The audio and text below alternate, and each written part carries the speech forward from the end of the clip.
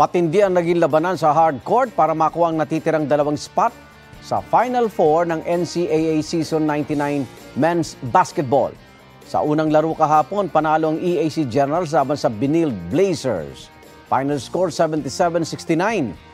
Sa kanilang pagkatalo, pasok ang Blazers sa Final Four. Tinalo kasi ng Mapua Cardinals ang JRU Heavy Bombers sa Game 2 kahapon, nakadikit ang Blazers sa standings. Ang final score 77-74.